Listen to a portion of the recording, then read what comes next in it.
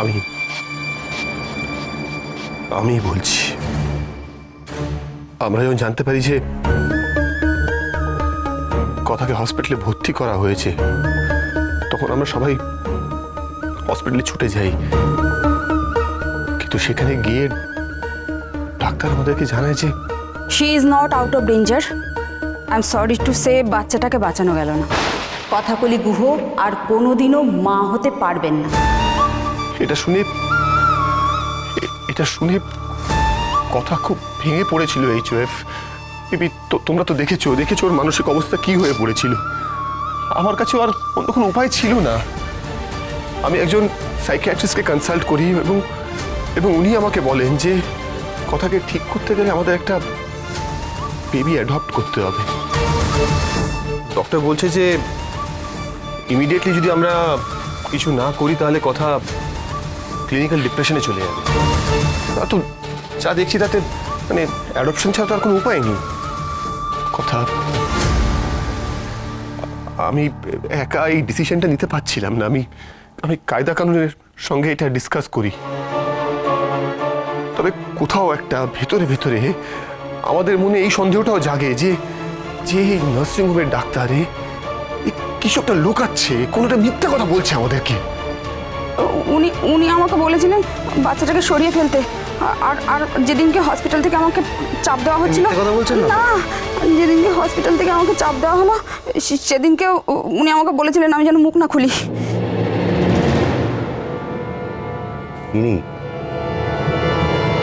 এটা জানার পর তো আমাদের মনে একটা আশা জেগেছিল।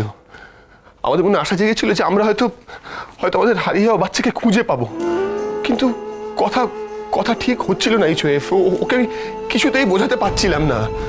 দিন দিন ওর মানসিক অবস্থা আরো খারাপ হয়ে যাচ্ছিল। আমি তো বারবার ভাবছিলাম আমি বোধহয় কথাকে হারিয়ে ফেলবো। অন্যদিকে ডাক্তার আমাকে প্রেশার দিচ্ছিল যে কথা আবার মেন্টাল ব্রেকডাউন হয়ে যাবে। আমি কি করতাম? আমি বাধ্য হয়ে গেছিলাম HOF।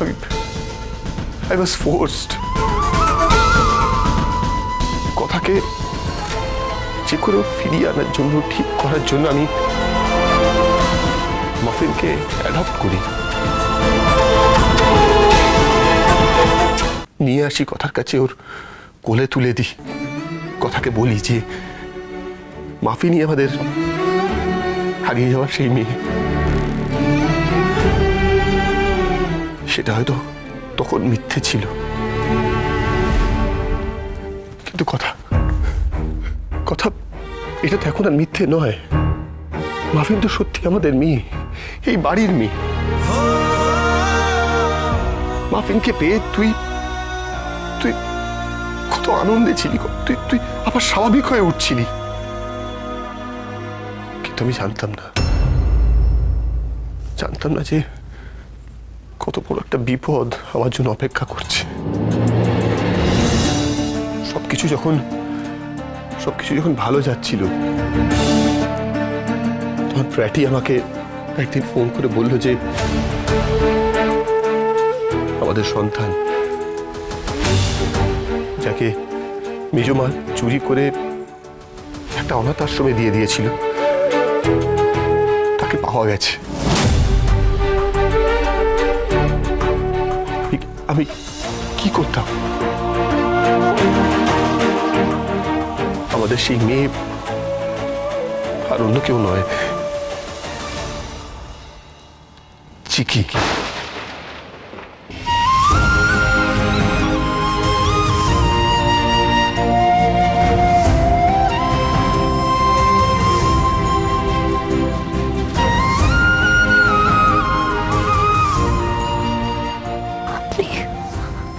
আপনি এত বড় সত্যিটা আমার কাছে লোকালেন বাসায় কেন?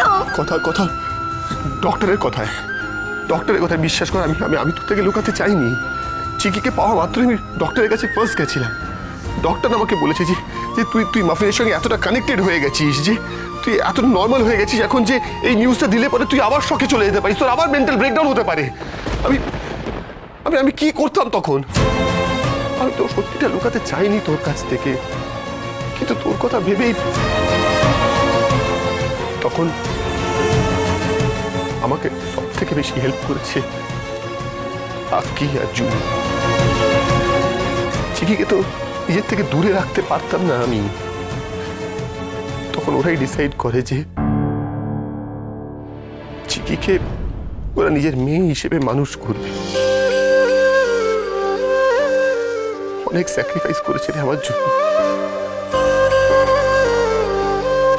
আর আমি তো শুধু এইটুকুই চেয়েছিলাম যে আমার মেয়ে আমার কাছে থাকুক, এই পরিবারে বড় হোক। এর জন্য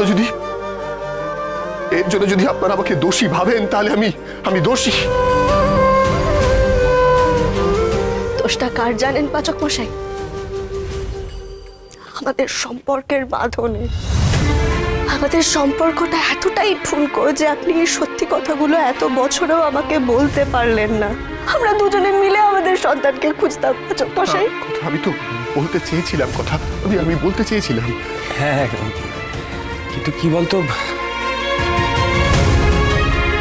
এই সব কিছুর পরেও না আমি তোকে বলছি যে ভুল হয়েছে। এই সত্যিটা গোপন করা উচিত হয়নি।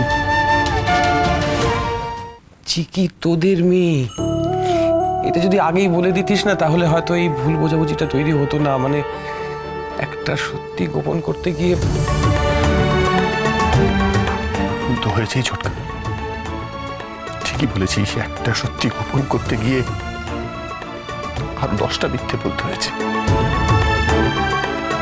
কিন্তু বিশ্বাস কর কথা, আমি কিন্তু কখনো তোকে হার্ট করতে চাইনি। ভালোর কথা আপনার এই মিথ্যেগুলোর জন্য আজ আমার অস্তিত্বটাই মিথ্যে হয়ে গেল পাচক মশাই।